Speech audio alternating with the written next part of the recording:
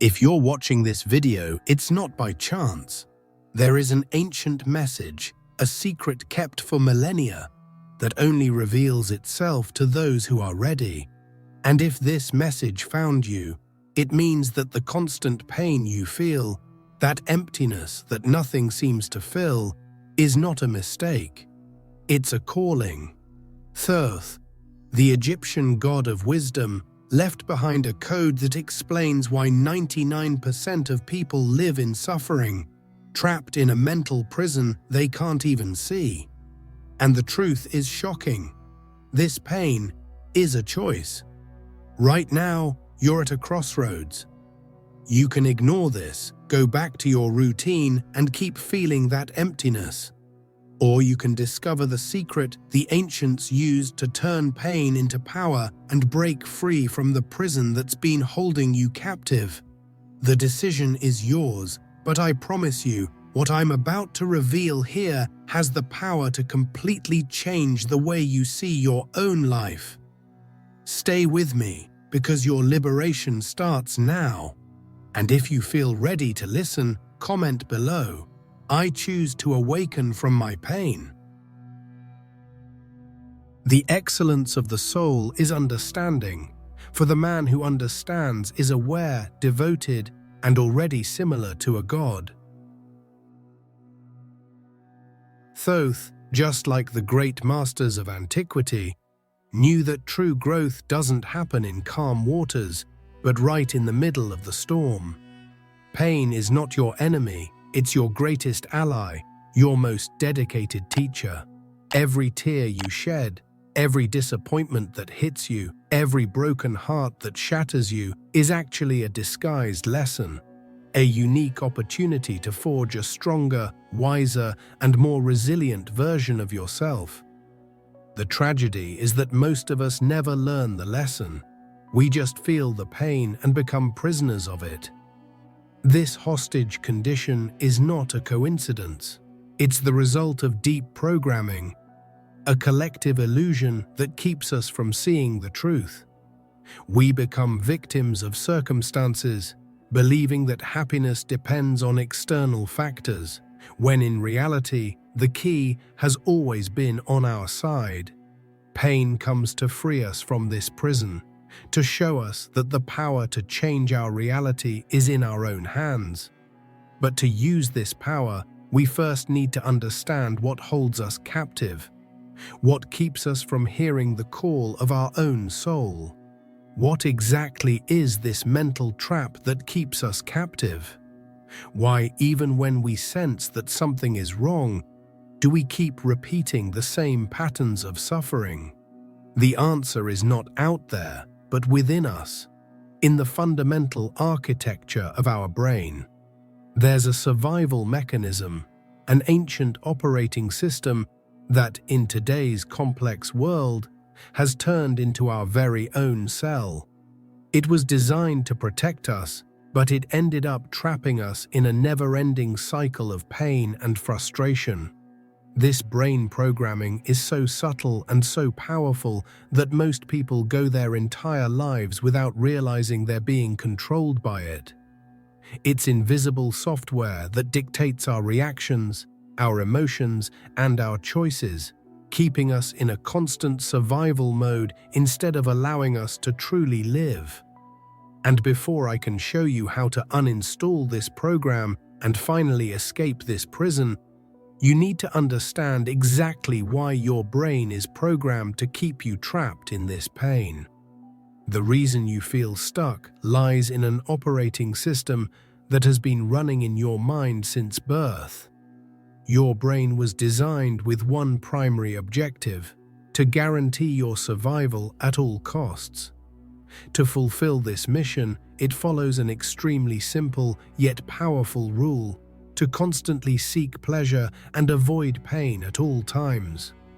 This primitive instinct was essential for our ancestors in the savannas, but in the modern world, it has become a silent sabotage, a trap that keeps you from evolving and finding true peace. This programming makes you believe in a big lie: that happiness is a final destination, a magical place where there are no problems, challenges, or discomfort.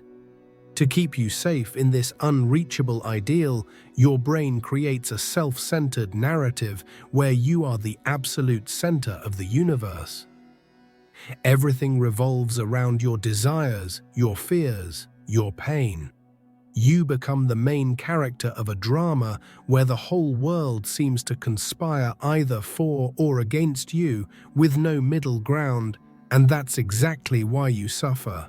You go through life judging every experience as either good or bad based on one single criterion, your immediate self-interest. If something serves you, pleases you, or comforts you, it's labeled as good. If something challenges you, confronts you, or pushes you out of your comfort zone, it's instantly labeled as bad. And that's the exact moment when you become a victim of circumstances, giving up control of your life by believing that the outside world has the power to make you happy or unhappy, like a leaf in the wind. With that, you end up focusing 100% of your time and your precious energy on things that you absolutely cannot control. Other people's opinions, economic crises, the weather, traffic, the past that's already gone. And while you spend your life trying to change the uncontrollable, you neglect the only thing that's truly under your control: your own choices, your own thoughts, your own attitude toward what happens. You are, metaphorically, trying to control the force of the tide instead of learning how to surf the waves life throws at you. This mental programming blinds you to a fundamental truth about the nature of reality, a truth that ancient civilizations, like the Egyptians, already understood and recorded in their sacred texts. They didn't see pain as a problem to be eliminated, but as a sophisticated form of communication, a direct message from the universe to your consciousness. They knew that pain was not a punishment, but a guide, a map pointing the way to growth and self-knowledge. The hieroglyphs, which we now see as mere exotic drawings, were for them sacred technology, a code to decipher the language of existence. They held secrets about how reality works and how we can navigate through it with wisdom. And when you discover what the hieroglyphs really said about the nature of pain, your entire perception of suffering, purpose, and life itself will change forever in a way you never imagined possible. The secret code hidden in the hieroglyphs. Unlike our modern materialistic view, the ancient Egyptians didn't see the universe as a collection of dead and inanimate objects. To them, all of existence was one great living organism, a pulsing, intelligent consciousness. In this belief system, everything around us was a symbol, a coded message coming directly from the divine, waiting to be decoded. And hieroglyphs weren't just a form of writing used to record harvests or the glories of the pharaohs.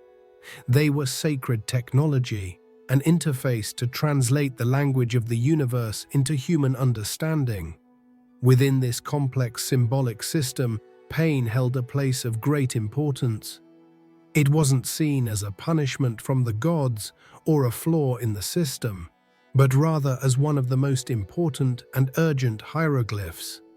Pain was a direct and unfiltered communication from your soul, from your deepest and truest self, desperately trying to guide you back to your path, your life's purpose, your true essence. It was a call to awaken, an invitation to look inward and adjust the course of your journey. Imagine that your life is a majestic river and your final destination is the vast ocean of universal consciousness. When you're flowing in harmony with the current, aligned with the natural laws of existence, life becomes light, fulfilling, and full of meaning. However, when you, driven by fear, selfishness, or ignorance, Try to swim against the current or cling desperately to the riverbanks, you create resistance. That friction, that tension, is the exact manifestation of what we call pain. It's your soul, through this feeling of friction, screaming, "You're going the wrong way. Let go of control, stop fighting, trust the flow of life." The vast majority of people spend their entire lives in a losing battle against the river, trying to build dams of denial, distractions, and temporary pleasures to block the inevitable flow of existence. They treat pain as an enemy to be defeated, a problem to be eliminated with quick and shallow solutions, not realizing they're just masking the symptom. That's as illogical as ignoring the check engine light in your car. You might even be able to cover the light with tape so you don't see it, but the engine will continue to destroy itself from the inside, silently, until it completely breaks down. Pain was never the real problem. It's just the symptom, the messenger. It's the sacred hieroglyph your soul is sending you, begging you to stop, look inward with honesty, and finally decode the message it carries. But how can we know if we're truly ready to decode this message and stop fighting the river of life in vain? How do we tell the difference between those who are prepared for liberation and those who, by their own choice, will continue to be prisoners of their own patterns? There is a test, a mechanism of evaluation that happens every day, at every moment, and that separates the ready from the not ready. And this test reveals, with no margin for error, whether you're truly ready for the truth. This test is not a written exam, a philosophical riddle, or a complex ritual performed in an ancient temple. It happens now, at this very moment, and it repeats in every instant of your life. The test is adversity itself. The way you react when things don't go exactly as planned, when someone deeply disappoints you, when you lose something or someone you loved with all your heart. Your immediate reaction to these moments reveals, with surgical precision, your true level of consciousness and readiness. The overwhelming majority of people, the 99% who live trapped in the mental trap, react in a predictable and destructive way. They respond with anger, with guilt, with resentment, and most of all, with deep self-pity. They immediately look for someone to blame for their pain. A person, an external circumstance, or even themselves, falling into a cycle of self-sabotage. They drown in a glass of water because at that very moment of crisis, they become the size of the problem they're facing, losing all perspective. The ready ones, that small minority who have already begun to awaken, react in a fundamentally different way. They're not superhuman or emotionless beings. They feel pain, sadness, anger, and frustration just like anyone else. The big difference is that they don't identify with those emotions. They observe them the way a scientist observes a phenomenon, with curiosity and distance. They ask themselves, what did this situation come to teach me? What's the hidden lesson here? How can I use this to come out bigger and stronger than I was before? This mental shift is the crucial difference between passive resignation and active acceptance. The resigned person is a passive victim. They submit to pain like a wounded animal waiting for the end, believing there's nothing to be done. The acceptor, on the other hand, is an active warrior. They accept reality as it is, not because they like it or agree with it, but because they understand a universal law: you can only transform what you first fully accept. Acceptance isn't the end, but the starting point for conscious action and transformation. This is the moment of the great turning point in your journey. the inflection point where you stop being a puppet of circumstances and become the alchemist of your own existence. Alchemy, so closely tied to the Hermetic tradition of Thoth, was never about turning physical lead into gold. That was a metaphor for a much deeper process, the transmutation of the heavy lead of our pain, fears, and selfishness into the shining gold of wisdom, courage, and unconditional love. The daily test of adversity reveals whether you are still desperately trying to escape your pain by numbing yourself with distractions, or whether you're already ready to face it head-on and use it as the sacred raw material for your great work of personal transformation. It's the conscious choice between being crushed by the stone life throws in your path or using that same stone to build the foundation of your castle. And when you finally pass that test, you discover the first of the 3 great secrets that Thoth left behind to transform your life.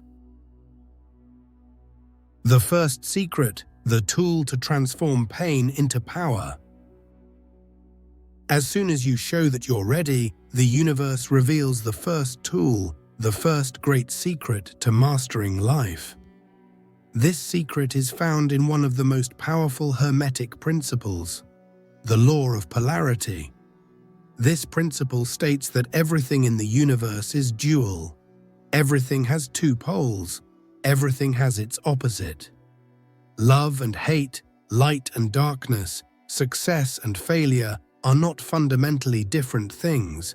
They are simply 2 ends of the same thing, differing only in degree of vibration, just like hot and cold are merely variations in temperature. The same principle applies directly to pain and growth, or personal power. They are not opposing forces, but the same energy seen from different perspectives. Pain is the feeling of being broken, crushed, and diminished by adversity. Power, on the other hand, is the feeling of using that exact same adversity to rebuild yourself, strengthen yourself, and expand. The energy of the event itself is neutral. It is your attitude, your perception, and your choice that determine which pole you will vibrate on, and consequently, which outcome you will experience. The ancient Stoic philosophers were absolute masters in the practical application of this law. For them, an obstacle was never a final blockade, but a new path, an opportunity in disguise. Emperor Marcus Aurelius, one of the greatest voices of Stoicism, wrote in his Meditations, "The impediment to action advances action. What stands in the way becomes the way." This is pure and refined inner alchemy. It is the ability to take the poison that life offers you and turn it into your own antidote, your own medicine. Instead of asking in a victimized tone, "Why is this happening to me?" the initiate, one who understands the law of polarity, asks a much more powerful question: "What can I do with this?" They stop fighting the event, stop resisting reality, and start using the energy of the event to their advantage. It's like a martial arts master who doesn't resist the opponent's brute force, but redirects it intelligently to neutralize the attack, using the opponent's own momentum against them. When you understand and internalize the law of polarity, you stop judging your life experiences as inherently good or bad. You begin to see them as neutral energy, pure raw material that can be used for any purpose you choose. A painful layoff can be seen as the tragic end of a career or the liberating beginning of a true calling. A devastating breakup can become an endless source of bitterness or a unique opportunity for deep and transformative self-discovery. The choice is always yours, in every moment. You can choose to remain in the negative pole of pain, loss, lamentation, and self-pity, or you can consciously move through your will and your focus, to the positive pole of learning, resilience, and personal power. You don't eliminate pain. That would be impossible and unnatural. Instead, you transmute it. But transmuting pain is only the beginning of the journey. The second secret gives you the map to stop being a leaf in the wind and start being the captain of your own ship. And this law governs absolutely all of existence. If the law of polarity gives you the tool to transmute the energy of pain, the second secret offers something even more fundamental: the power to consciously create your own reality. This is the secret of the law of cause and effect, which states clearly, every cause has its effect, every effect has its cause. Nothing, absolutely nothing in the universe happens by chance. What we call luck or coincidence is simply the name we give to a law we haven't yet fully understood. The vast majority of humanity lives completely immersed in the plane of effect. People are like dry leaves in the wind, tossed around by external circumstances, constantly reacting to events that seem to come from outside, random and unpredictable. They see themselves as the final result of a process they have no control over, trapped in a narrative where they're mere side characters in their own story. They are the effect, not the cause, and because of this, they feel powerless and at the mercy of fate. The ready ones, however, those on the path of awakening, learn to rise from the plane of effect to the plane of cause. They deeply understand that their current life, with all its joys and difficulties, is the direct effect of causes they themselves planted in the past, through their thoughts, words, emotions, and actions. And more importantly, they realize that they can, at any moment, begin planting new causes in the present to create a completely different future. This is what radical freedom means. It's the understanding that although you can't control everything that happens to you, you have 100% control over how you respond to each event. And your response, your attitude, your internal choice, is the seed of your next reality. Every thought you nurture, every word you speak, every action you take is a cause that will inevitably generate a corresponding effect in your life. Living this way requires constant vigilance and brutal honesty with yourself. To live as cause is to stop blaming the world, the government, the economy, or other people for your problems, and to take full, non-transferable responsibility for your life. This is not a heavy burden, as it might seem at first, but the most liberating power that exists. It's the power to pick up the pen and become the screenwriter, director, and protagonist of your own story, instead of continuing to be a mere passive spectator watching a movie you didn't choose. You stop being a pawn on life's chessboard and become the player, moving the pieces with intention and wisdom. But even as the conscious creator of your life, you can still suffer if your perspective is limited and focused only on yourself. There is a level of vision that distorts reality and keeps you trapped in suffering. And the third secret is what finally dissolves this distortion at its root, revealing the master key to true peace. And this is the secret that sets you free once and for all. The third secret, the master key that turns off suffering. Now that you've already learned how to transmute the energy of pain and live as the conscious cause of your reality, you're ready for the final step, the one that dissolves suffering at its very root. This secret, the true master key, is contained in the Law of Correspondence. As above, so below. As within, so without. This means that the entire universe, with all its vastness and complexity, is perfectly reflected within you. The macrocosm and the microcosm are mirrors of each other.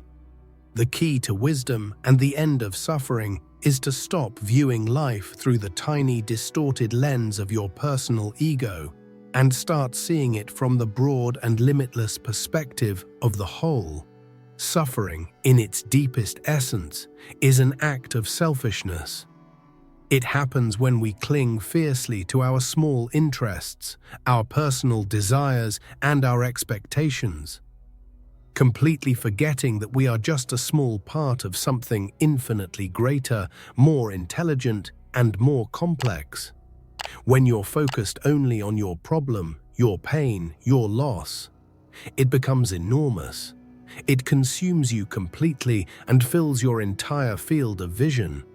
But when you're able to elevate your awareness and think from the perspective of the whole, your family, your community, humanity, the planet, existence itself, your personal problem is instantly put into perspective. It doesn't disappear like magic, but it loses the power to control you, define you, and paralyze you. You realize on a deep level that your life is not just about you. The ancient Stoics advised a powerful practice, meditating on the vastness of time and space. To imagine the stars, the galaxies, the billions of years that came before you and the billions of years that will come after. In the face of that cosmic immensity, what is your momentary pain? What is your specific problem? It becomes what it really is: a drop of water in an infinite ocean, a fleeting experience on an eternal journey.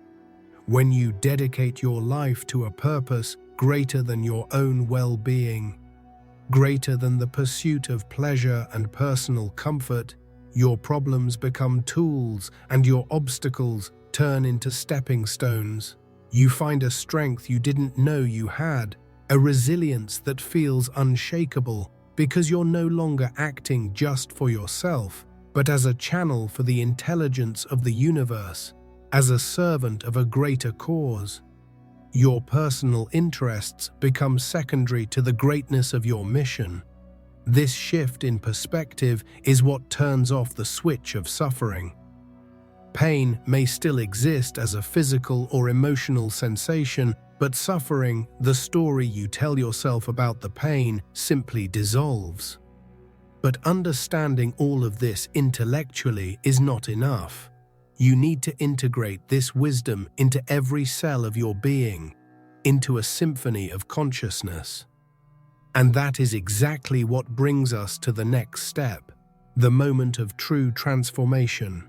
This is the secret that transforms ordinary humans into awakened beings.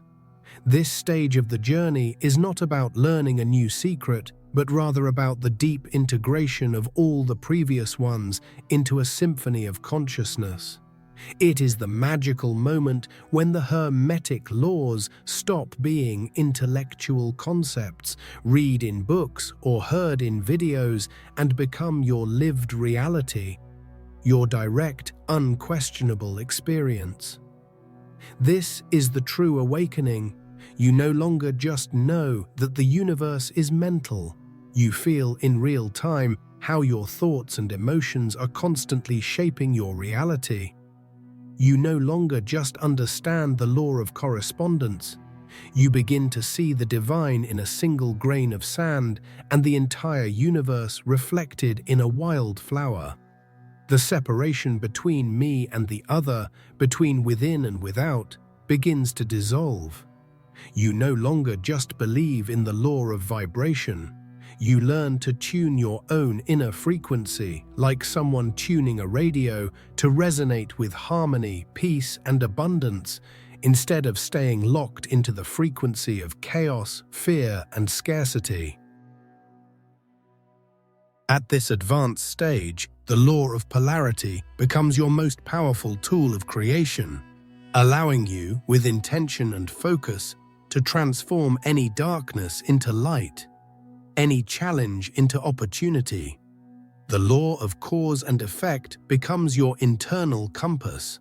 guiding each of your choices with a wisdom and clarity that once felt unreachable.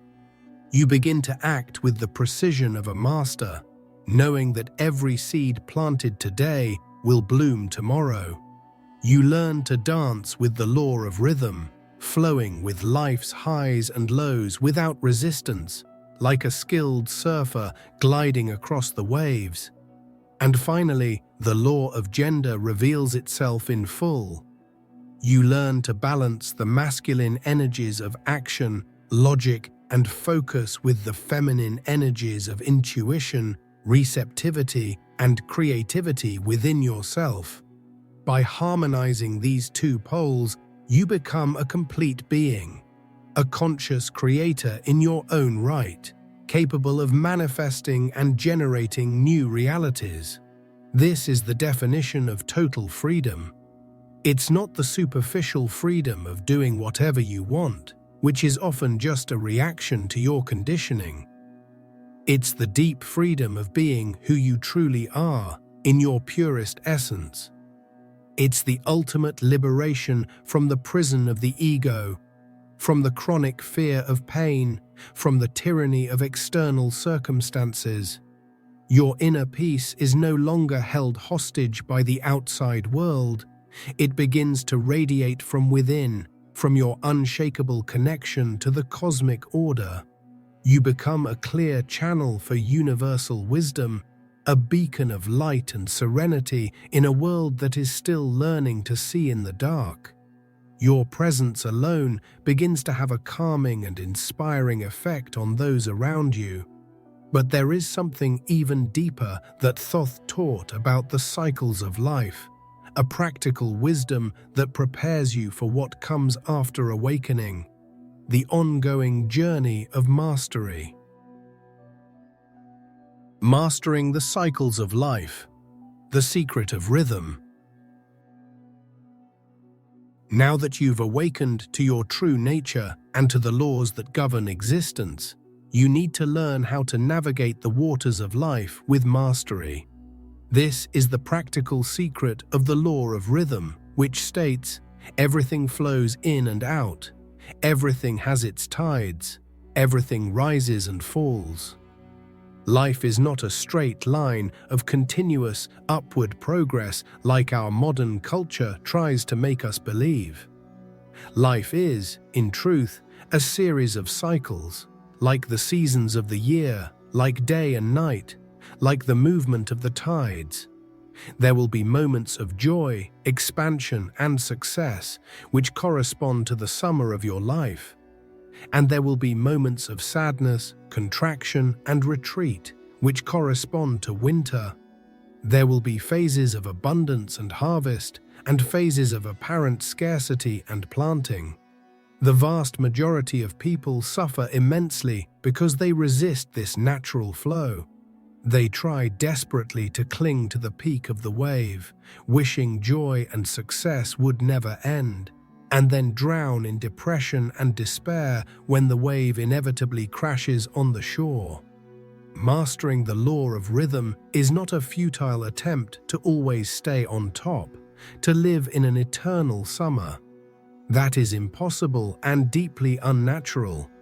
Mastering rhythm is about learning the art of maintaining inner balance, serenity, and center, no matter what phase of the cycle you're in. It's like an experienced surfer who not only enjoys the thrill of the rising wave, but also knows exactly how to dive and protect themselves when it crashes down, waiting patiently for the next one. Your life purpose, your deepest values, your connection to the whole, that is your center, your anchor. Joy and sadness, success and failure are just the weather around you, temporary conditions that come and go. The wise do not allow the external climate to affect their internal state. They learn to appreciate the gentle breeze of success, but also to endure the storm of failure with equanimity, knowing that both are temporary and part of life's dance. Thoth taught that the master reaches a state of neutralization. This doesn't mean becoming apathetic, cold, or emotionless. On the contrary, the master feels everything with much more depth and clarity. The difference is that they are no longer controlled by their emotions. They are not dragged into manic euphoria during success, which inevitably leads to depression, nor into paralyzing despair during failure. They observe the tides of life with a serenity gained through much training and self-knowledge. They know with unshakable certainty that just as night always gives way to day, difficulty and contraction always precede a new cycle of growth and expansion. They learn to dance with the rhythm of the universe instead of being crushed by it. But now that you have the keys, the knowledge, and the ability to navigate life's cycles, a fundamental question arises. What is the purpose of all this? Thoth left a final and crucial message for those who made it this far. And this last revelation will forever change how you see your mission in this life. If you've come this far in the journey, if every word and every secret has resonated deep within your soul, know that this didn't happen by chance. You are among the ready ones. You received this message because your soul, in its longing for truth and freedom, was asking for it. However, in the Hermetic tradition, and in all great schools of wisdom, knowledge is never an end in itself. Gaining wisdom is not like collecting trophies. Knowledge is, above all, an immense responsibility.